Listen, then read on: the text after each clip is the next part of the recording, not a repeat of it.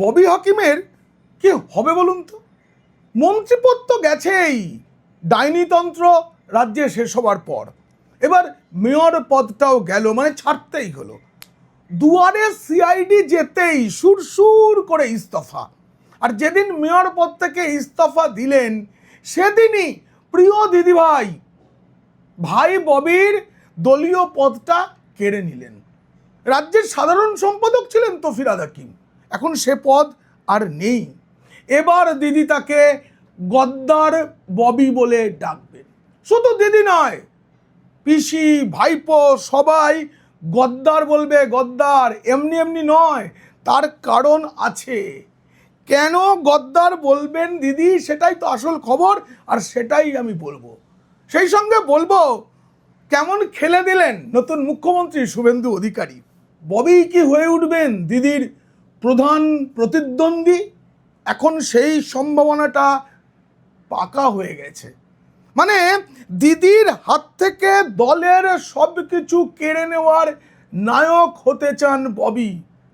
পারবেন কিনা জানা নেই, কিন্তু তিনি সংখ্যার দিক থেকে পারবেন। দলে ভাঙনে বড় ভূমিকা নিতে পারেন ববি হাকিম। আমি আজ সেটা ফাঁস করব। এমন এক্সক্লুসিভ খবর এবং আলোচনা নিয়মিত পেতে অবশ্যই সাবস্ক্রাইব করুন পিনাক্কি বলছে। জনাব ফিরহাদ হাকিম কিভাবে গদ্দার ফিরহাদ হাকিম হবেন সেটা জানতে দেখুন ও শুনুন পিনাক্কি বলছে। ববি কত কিছুই চেয়েছিলেন। বাংলা থেকে না ডাইনিতন্ত্রের অবসান হয়েছে, লোকে বলছে এটা। আর সেই ডাইনিতন্ত্রের অবসানে প্রতিদিনই কিছু না কিছু বদল এসে চলেছে। সব রাঘব বোয়ালরা গ্রেপ্তার হচ্ছেন, কেউ গাড়ি ফেলে পালিয়েছেন, কেউ বাংলাদেশ যেতে গিয়ে এনআইএর জালে। এবার ববি হাকিমের নতুন জীবন। জনাব এবার গদ্দার হবেন কিভাবে? আসলে আগে জেনে নিন তিনি কত কিছু চেয়েছিলেন মুসলিমরা একদিন সংখ্যাগরিষ্ঠ হবে এই রাজ্যে। তিনি বলেছিলেন হিন্দুরা বড় দুর্ভাগা, তারা ইসলাম ধর্মে জন্মগ্রহণ করেনি। তিনি মিনি পাকিস্তান দেখেছিলেন এই কলকাতার বুকে। আজ আজ কি অবস্থা দেখুন, হাওড়া শিয়ালদা স্টেশনে তারই সব বেরাদারির লোকেরা, তারা রাস্তা দখল করে ব্যবসা করছিল, পালাতে হয়েছে। এবার ধর্মতলা, নিউ মার্কেট এসব দিকেও নজর গেছে। আর কি রইল বলুন তো বেচারা ববির? কিচ্ছু না। মিনি পাকিস্তান, হিন্দুরা দুর্ভাগা, মুসলিমরা সংখ্যাগরিষ্ঠ হবেন, সব স্বপ্ন অধরা রেখে তিনি এখন কোনো কিছু নন। কিন্তু কোনো রাজনীতিক কোনো কিছু নন হয়ে তো থাকতে পারেন না। তাকে তো কলকাতা বন্দরের বিধানসভায় যেহেতু তিনি ওখানে জিতেছেন, ওখানে একটা দাপট রাখতে হবে। কিন্তু তৃণমূল দলটার যা অবস্থা, তাতে তো দাপট রাখা যাবে না। তাই অন্য পথ বেছে নিতে চলেছেন ববি। আমি অনেক আগে আপনাদের বলেছিলাম যে ববি মেয়র পদ ছাড়বেন। পরে এটাও বলেছিলাম যে পিসি তাকে মেয়র পদ ছাড়তে দিচ্ছে না, এবং তার সাথে যে ঝগড়া হয়েছিল পিসির সঙ্গে ববির, সেটাও বলেছিলাম। কারণ এই অভিষেকের সম্পত্তি এসব ইত্যাদি প্রভৃতি, অভিষেকের বাবার সম্পত্তি, এগুলো যে সব জনসমক্ষে এসে গেছে পুরসভা থেকে, এটার জন্য ববিকে দুষেছিলেন আমাদের সততার প্রতীক বহিষ্কৃত মুখ্যমন্ত্রী। তার জন্য তিনি আটকে রাখতে চেয়েছিলেন। তারপরে শেষ পর্যন্ত শুভেন্দু অধিকারীর ছোট্ট চাল, ববির বাড়িতে জাল সই কাণ্ডে সিআইডি, ব্যাস পরের দিন তিনি সুসুর করে গিয়ে ইস্তফাপত্রটা দিলেন। তারপরে তো অনেক কিছু বলেছেন, প্রণাম করেছেন। কিন্তু এই যে ভাইপোকে বাঁচানোর চেষ্টা, পিসি যে চেষ্টাটা করছিলেন ববিকে ব্যবহার করে, সেটাও কিন্তু আমি বলেছিলাম, কিন্তু সেটা হয়নি। এই যে মানে পরে যে তৃণমূলের যা ঘোষণা এবং ববির পদত্যাগটা, আমি যা বলেছিলাম আমার পূর্বাভাস মিলিয়ে দিয়েছে। একজন সাংবাদিকের কাছে এটা না সবসময় খুব আনন্দের, আগে খবর বলতে পারাটা, আগাম এমনটা যে হতে পারে সেটা আপনাদের জানাতে পারার যে আনন্দ, সেটা খুবই বেশি। যাই হোক, এখন ববি কি করবেন আর শুভেন্দু অধিকারী কেমন করে খেলে দিলেন পুরোটা এবার শুনুন। কলকাতা পুরসভার রাজনৈতিক পরিচালনা ডাইনিতন্ত্রের অবসানের পরে পরেই বন্ধ হয়ে যায়। ববি ঘনিষ্ঠদের সিন্ডিকেট বন্ধ, শুভেন্দু অধিকারী যা শুরু করেছেন তাতে গোটা কলকাতার যত বেআইনি নির্মাণ সব আতশ কাচের তলায়। এর একটা বড় অংশই ববি মেয়র থাকার সময়। সবেতেই তাকে জড়িয়ে যেতে হবে, কোনো বাঁচার রাস্তা নেই। তাই মানে কেটে পড়া ভালো, এটা বুঝছিলেন। কলকাতা পুরসভার 144টা ওয়ার্ড, তার মধ্যে 100টার বেশি ওয়ার্ডে এই বিধানসভা নির্বাচনের নিরিখে বিজেপি এগিয়ে রয়েছে। মানে চেয়ার আঁকড়ে থাকার কোনো মানেই হয় না। আর সঙ্গে পুলিশ নেই। পুলিশ না থাকলে তৃণমূলের কোনো নেতাই আসলে নেতা নয়, এটা প্রমাণিত। সর্বত্র চোর ধনী জয়প্রকাশ মজুমদার, তিনি পুলিশ হেফাজতে এখান থেকে ওখানে যাবেন, তাতে লোকে চোর বলছে, ডিম ছুড়ছে। তিনি ইয়ে থেকে নামতে চাইছিলেন না, পুলিশের গাড়ি থেকে, আমি নামবো না। আর ববি, তিনি মেয়র ছিলেন, চেয়ার ছিল, কোনো ক্ষমতা ছিল না। ভাইপোর বাড়িতে এত কিছু হয়েছে, তিনি কিচ্ছু জানতে পারেননি। সেসব তো আলাদা। স্মিতা পাণ্ডে মেয়রের সঙ্গে আলোচনা না করেই যাবতীয় সিদ্ধান্ত নিচ্ছিলেন। তিনি আলাদা করে প্রেস কনফারেন্স করেছেন। কারা যেন রটিয়ে দিয়েছিল কলকাতার ওই কলেজ স্ট্রিট থেকে বইয়ের দোকান তুলে দেওয়া হবে, সব ভামেদের কাহিনী। ভামেরা এইসব প্রচার সবসময় করে থাকে। সেই ভামেদের প্রচারের বিরুদ্ধে স্মিতা পাণ্ডে প্রেস কনফারেন্স করেছেন পুলিশকে নিয়ে, কিন্তু এসবের মধ্যে মেয়রের কোনো যোগাযোগ ছিল না। এমনকি তিলজলায় তার বেরাদারির লোকেরা সেখানে থাকেন। ববিরই দাদা জাভেদ খান, ববির ভাইপো আছেন জাভেদ খানের ছেলে, তারা যে বিপুল সম্পত্তি করেছে এবং প্রচুর বেআইনি নির্মাণ করেছে, সেখানে বুলডোজার চলে গেছে, ববি কিছু জানতে পারেননি।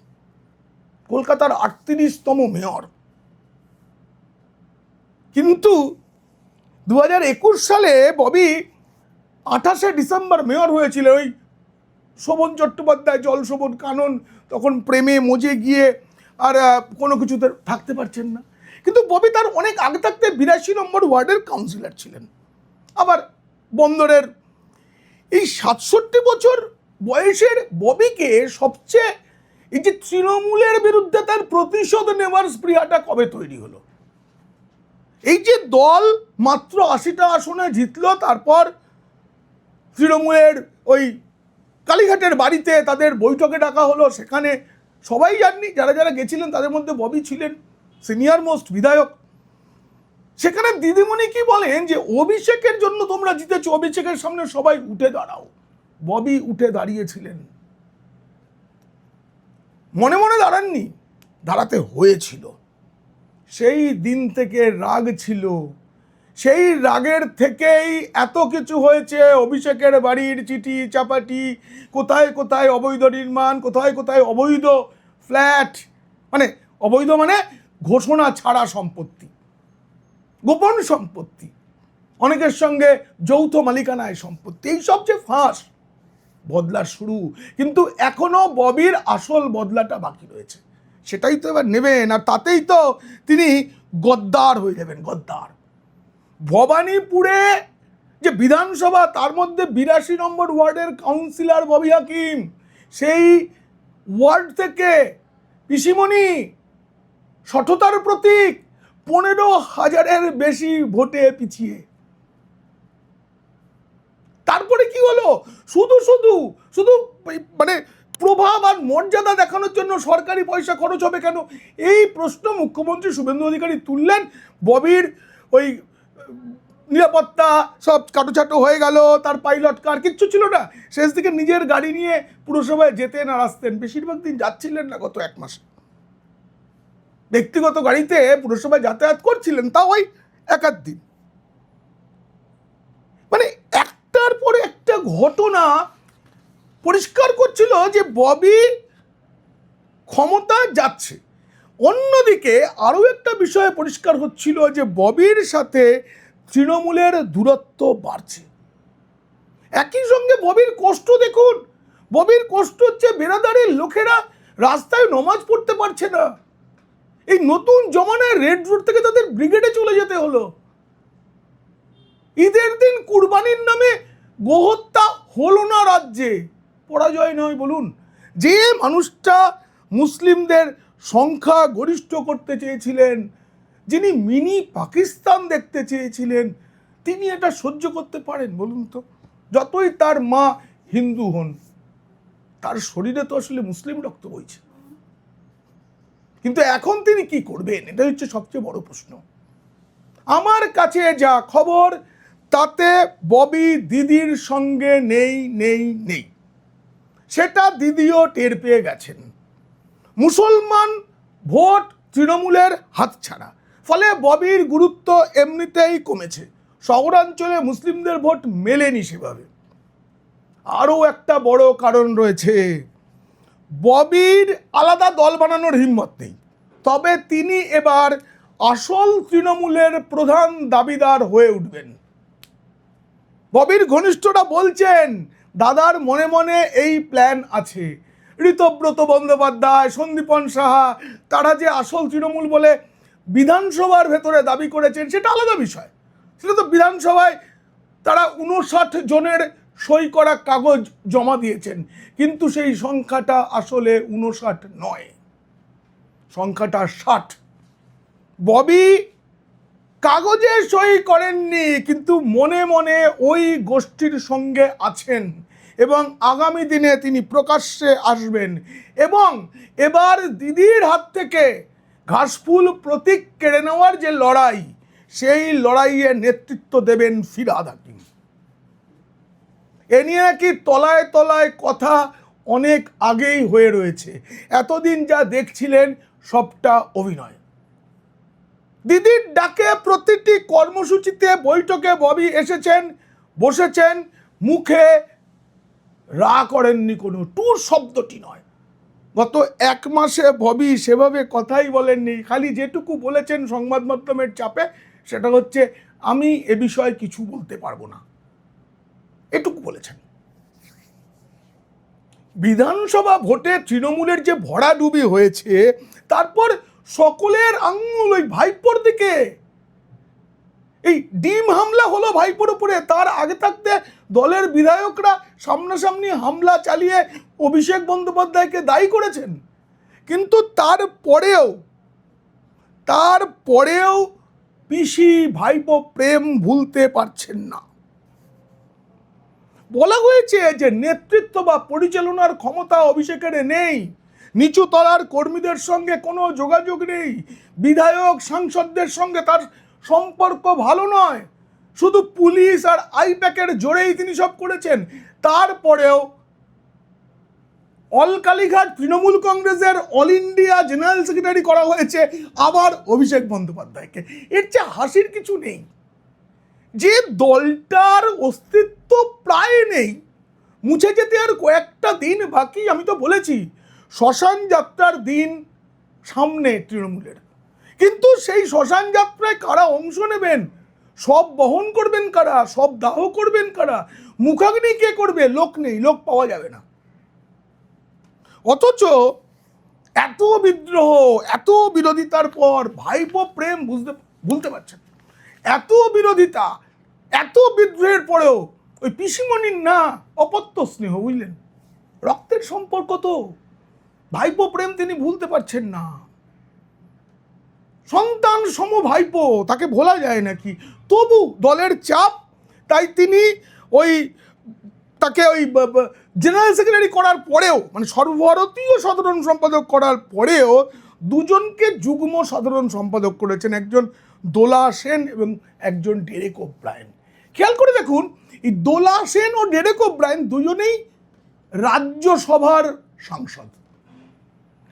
দিদি জানেন যে লোকসভার সাংসদরা আর নেই, তারা ব্যাগ গুছিয়ে ফেলেছে, তারা আসল তৃণমূল কিংবা তারা বিজেপি হতে চায়, কিন্তু দিদি তৃণমূলে তারা কেউ নেই। এই অভিষেককে সাহায্য করবে দোলা সেন আর ডেরেক ওব্রায়েন, এদেরকে পাত্তা দেয় অভিষেক? আর রাজ্যে নতুন সভাপতি করা হয়েছে, লিপস্টিক মেখে যিনি অর্থমন্ত্রী হয়েছিলেন, প্রতিমন্ত্রী, চন্দ্রিমা ভট্টাচার্যকে। এই পদটা তো ববির পাওয়ার কথা ছিল, তার অনুগামীরা বলছেন, কিন্তু দিদি দেবেন না। দিদি মানে তৃণমূলের সাধারণ সম্পাদক পদটা খুব এলেবেলে, অনেক সাধারণ সম্পাদক হয়, সেটুকু ছিল ববির কাছে, সেটাও তিনি কেড়ে নিয়েছেন। তৃণমূলের ওই ববি যেদিন পদত্যাগ করছেন সেদিনকেই তো এসব হয়েছে। তৃণমূলের বৈঠকে সায়নী ঘোষ আসেনি কিন্তু, এবং এই যে নির্বাচন পর্বের পরে যে 1 মাস কেটে গেছে সায়নী ঘোষকে দেখা যায়নি। আপনারা যে দেখছেন না ফেসবুকে, এগুলো সব পুরনো ভিডিও। তিনি এই বৈঠকে আসেননি শুধু নয়, দিদি যে ওই ধর্মতলায় ধর্ণা দিয়েছিলেন সেদিনও ডাকা হয়েছিল, আসেননি। টালিগঞ্জের মানুষ অরূপের ওপর ক্ষেপে আছে, স্বরূপ বিশ্বাস গ্রেপ্তার, অরূপ স্বরূপের ক্লাবে ভাঙচুর হয়ে গেছে। অরূপ বিশ্বাস আসবেন এরকম বলেছেন বৈঠকে, সবাই যখন জিজ্ঞেস করছেন, শেষ পর্যন্ত অরূপ বিশ্বাস আসেননি। দিদির বৈঠকে সশরীরে হাজির ছিলেন 2 জন মাত্র সাংসদ, কল্যাণ বন্দ্যোপাধ্যায় ও মালা রায়, দক্ষিণ কলকাতায়, যাদেরকে বিজেপি নেবে না, মানে সমর্থনও নেবে না। ভার্চুয়ালি হাজির ছিলেন মহুয়া মৈত্র, দেব ছিলেন এবং সুস্মিতা দেব। তো সুস্মিতা দেব রাজ্যসভার। এই দেব কি তৃণমূলে আছে আপনাদের মনে হয়? আপাতত তিনি দিল্লিতে বলেই আমি শুনেছি, আপাতত কয়েকটা দিন থাকবেন, সব কিছু হয়ে গেলে তারপর ফিরবেন। অরূপ আসেনি। এই যে পরিস্থিতি, তার মধ্যে ববির না থাকা, ববিকে না রাখা, ববিকে না ডাকা, ববির চুপ থাকা, ববির ইস্তফা দিয়ে দেওয়া, এই সব কিছু ভাবাচ্ছে তৃণমূল নেতৃত্বকে। কারণ ঋতব্রত বন্দ্যোপাধ্যায় কিংবা সন্দীপন সাহা, এদের তুলনায় ববির পিছনে কিছু লোক আছে, বন্দরের লোক, মুসলিম সম্প্রদায়ের লোক আছে। সেই ববি এবার দিদির প্রধান প্রতিদ্বন্দ্বী হয়ে উঠতে চলেছেন। সময় খুব খারাপ, ববির পক্ষেও ভালো নয়, দিদির পক্ষেও ভালো নয়, ভালো শুধু পশ্চিমবঙ্গবাসীর পক্ষে। আপনাদের অনেক মনোযোগ থাকতে পারে, 1 মাস হয়ে গেল কিছু হলো না। দেখুন, যে কোনো নতুন সরকার এলে 6 মাস মধুচন্দ্রিমা চলে। এখানে 1 মাসের মধ্যে জেল ভরো কর্মসূচি যেভাবে হয়েছে, এটা খুব দরকারি। এগুলো না হলে শিল্প আসবে না। অনেকে বলছেন আগে কর্মসংস্থান হোক, তার আগে উচ্ছেদ কেন, তার আগে এত গ্রেপ্তার কেন? জেনে রেখে দিন, একটা শান্ত পরিবেশ, সুস্থ শহর, এইটা দেখে বিনিয়োগ আসে। যারা সিন্ডিকেট চালাতো, যারা খুন খারাপি করেছে, যারা বিভিন্ন খারাপ কাজের সঙ্গে যুক্ত, তাদেরকে জেলে পুরছে এমন একটা সরকারের উপরেই শিল্পপতি বিনিয়োগকারীরা ভরসা করেন। আর উচ্ছেদ নিয়ে একটা গোটা প্রতিবেদন দরকার আছে, আমি করব খুব তাড়াতাড়ি। কেন দরকার, কোথায় ভুল হচ্ছে, কি উচিত, সব জানাবো আপনাদের সঙ্গে। এটাও জানাই, ইউটিউব এই চ্যানেলে মেম্বারশিপের সুবিধা দিয়েছে। আপনারা অনেকে মেম্বারশিপ নিয়েছেন, মেম্বারদের জন্য আগে ভিডিওর সুবিধা চালু হয়েছে, আরও নতুন সুযোগ সুবিধা আপনাদের জন্য অপেক্ষা করছে। এবং এই মেম্বারশিপ থেকে উপার্জিত অর্থ হিন্দুত্বের জন্য শুভ এমন কোনো কাজেই আমি ব্যবহার করব। আপনারা আশা করি পিনাক্কি বলছের পাশে থাকবেন। আজকের ভিডিও কেমন লাগলো জানিয়ে অবশ্যই মন্তব্য করবেন। ভালো লাগলে বন্ধুদের, খারাপ লাগলে শত্রুদের শেয়ার করবেন। আপনারা খুব ভালো থাকবেন।